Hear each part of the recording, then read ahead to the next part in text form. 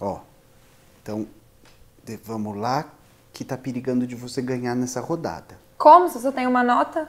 Resiliência, né, Rochelle? A gente tem que se esforçar.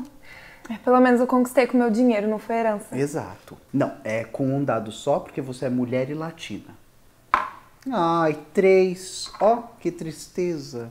1, 2. Ixi, parece que eu tinha essa propriedade também, ó. Eu fui olhar aqui, eu tinha. O Grande Palácio é $2.000 a estadia. Mas, Ana Rita, eu já não tenho mais nada. O Minha Casa Minha Vida negou meu crédito. Se eu não pagar aluguel esse mês, eu vou ser expulsa. Então, por favor, não me cobra só nessa rodada. Eu não tenho mais pra onde ir. Bom, ó, o nome do jogo é Monopólio. Não é bancada ativista do PSOL. Você tá vendo o Ivan Valente por aqui? Não, só o João Dória que queima na Cracolândia, ó. Tá vendo a Erundina? Só a Joyce Halseman. A Thalíria? Não. Não, né? Não tem ninguém ecossocialista. Eu vou ter que cobrar o aluguelzinho mesmo. Ó, você perdeu. Mas, Ana Rita, eu não queria ter perdido. Se você não quisesse ter perdido, Rochelle, era só não ter sido uma pobre fudida. Só pobre fudida.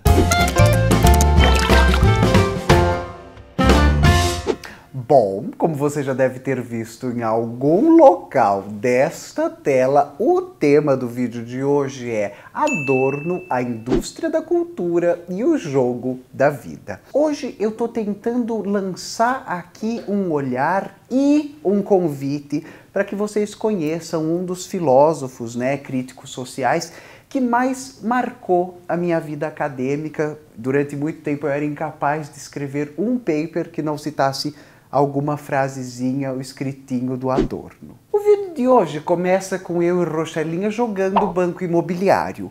E eu não me surpreenderia se este tivesse sido um dos jogos de tabuleiro mais presentes da sua infância.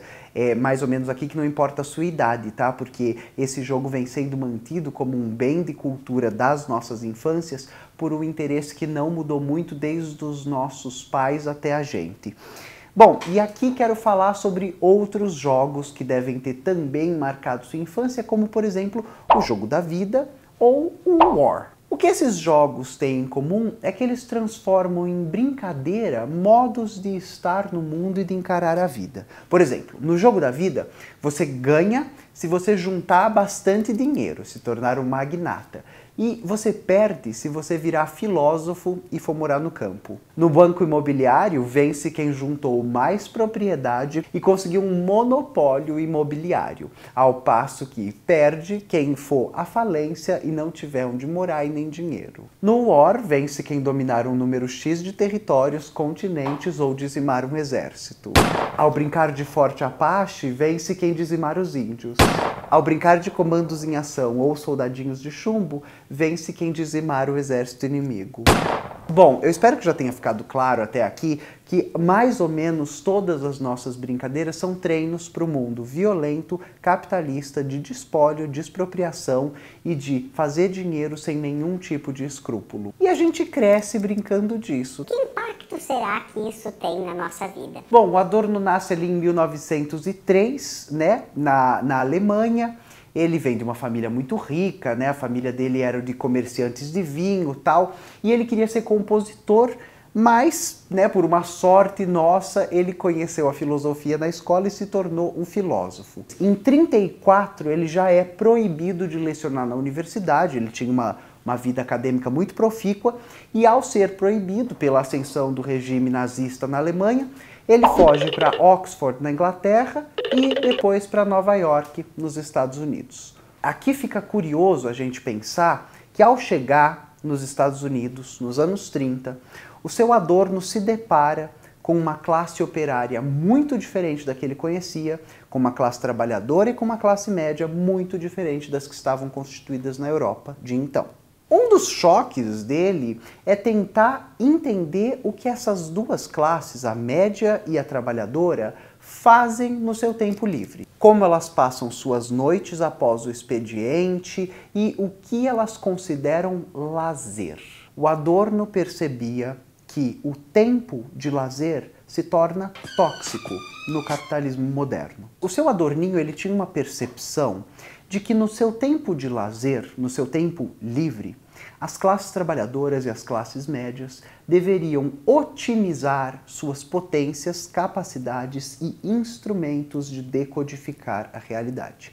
O tempo livre serviria então para que nós nos tornássemos versões melhores de nós mesmos. É importante começar a atentar para esses fatos, porque todos esses pensamentos estão sendo lançados numa época no mundo onde uma guerra vai assolar quase o planeta inteiro, e o planeta inteiro vai sofrer consequências dessa guerra.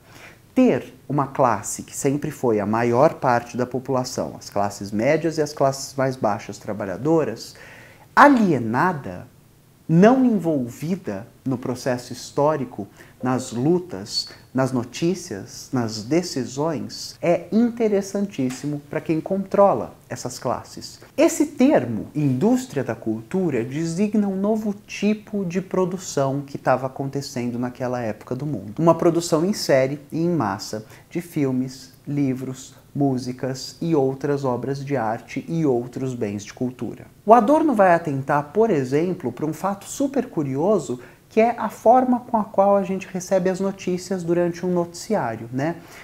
Os noticiários, eles não são separados de modo que a gente receba uma notícia, tenha tempo para refletir sobre ela e a seguir possa fazer alguma proposta ou ver um aprofundamento daquela notícia. Normalmente o que a gente recebe é uma notícia escandalosa sobre um rombo financeiro, sobre um roubo de verba pública e logo em seguida uma notícia de futebol ou de qualquer outra futilidade. Isso vai fazendo com que a audiência se torne apenas espectadora. Ela apenas observe, assista e espere a próxima coisa. A indústria da cultura nos oferece sempre entretenimento para que a gente preencha nosso tempo vago, descanse a nossa cabeça, não pense sobre a realidade. É como se depois de um dia exaustivo de trabalho, que já não deveria ser exaustivo, a gente recorresse a, por exemplo, uma plataforma de streaming para ver alguma coisinha boba que nos tirasse da nossa realidade conturbada e sofrida. Então, a indústria da cultura pega para si esse papel de ópio do povo, esse papel de oferecer alguma coisa que tranquilize as massas e que seja uma espécie de pão e circo para que não haja interação nos reais problemas e um desejo real de mudança desses problemas. Depois de pensar o noticiário, eu gostaria que a gente pensasse, por exemplo, as redes sociais com seus feeds infinitos e a nossa incapacidade de absorção de tudo que está ali, ou eu não vou nem aqui entrar no mérito de que a gente está perdendo a habilidade social na rede social, depois a gente faz um vídeo disso, mas um dos primeiros vídeos do canal foi sobre isso, a Rochelinha vai deixar aqui em algum lugar. Então, se a gente parar para pensar nos maiores blockbusters do nosso tempo, de outros tempos, eles costumam nos levar para mundos de fantasia. E aí, durante os anos 60 e 70, se falou muito em invasões alienígenas, em corridas espaciais. Nos anos 80, a gente viu a explosão de filmes de ficção científica, de terror. E o cinema, ele costuma nos levar para esse lugar da anestesia, da imaginação de outro mundo. E a não ser que ele seja muito bem manejado para nos dar ideias, vou deixar aqui o Bacurau, o que ele faz é apenas anestesiar e desinformar as pessoas. Quando a gente pensa em música para as massas, logo a gente vai pensar em música popular.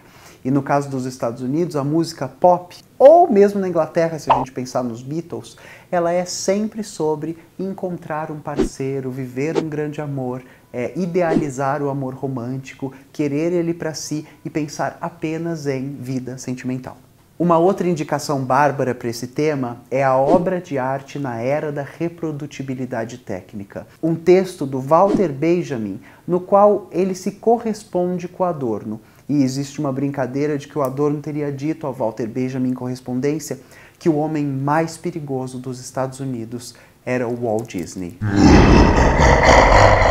O segundo ponto do nosso vídeo é imaginar que o seu Adorninho conseguiu apontar que o capitalismo nunca nos vende o que a gente quer de fato.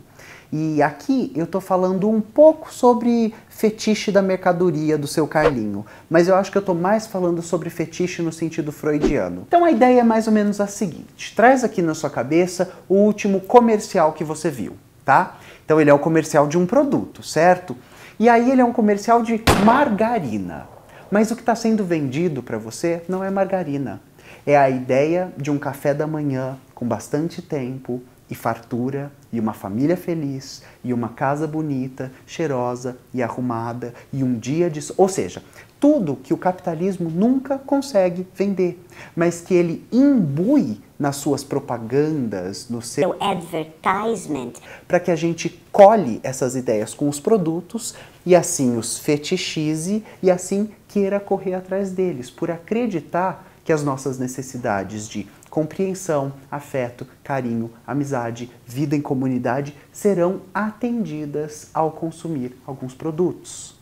Se por um acaso veio na sua cabeça o comercial de dentifrício, porque sou retrô, no qual todo mundo tem tanquinho e pula na água e se diverte num dia de sol. ou o comercial de cerveja, no qual todo mundo é bonito, paquera e se diverte num dia de sol, ou o que sempre é a mesma coisa. Todo mundo se diverte, é feliz, está em conjunto, dividindo um momento muito contente e que não tem aparentemente nada a ver com o produto que está ali sendo vendido para você. E o seu Adorno é fundamental para que a gente consiga perceber a manufatura dos nossos desejos. Aqui no canal eu falo muito sobre a colonização deles e eu gosto de adicionar o termo colonização é porque normalmente a estrutura de pensamento, a estrutura de venda, a estrutura de consumo vem de fora. O Adorno permanece uma das minhas referências mais queridas, talvez porque ele faça um apontamento que provoca o marxismo ortodoxo. É pensar que a nossa batalha e os nossos conflitos e as nossas disputas não estão tão somente no campo da nossa realidade material, porque hoje a gente já tem tecnologia e recurso suficiente para que ninguém estivesse passando fome, morando na rua ou sem poder ter acesso a uma universidade. No entanto, o Adorno e toda a escola de Frankfurt vão nos apontar que o nosso problema é um empecilho cultural e psicológico. E são nesses campos que a gente precisa travar nossas batalhas, porque são esses campos que impedem as pessoas de lutarem pela sua realidade material. A provocação final que o Adorno nos deixa, e uma que eu sempre tento puxar aqui no canal, é de que a gente está vivendo numa cultura doente. Bom, é isso. Eu espero que vocês tenham gostado desse vídeo. Até semana que vem. Um beijinho. Tchau!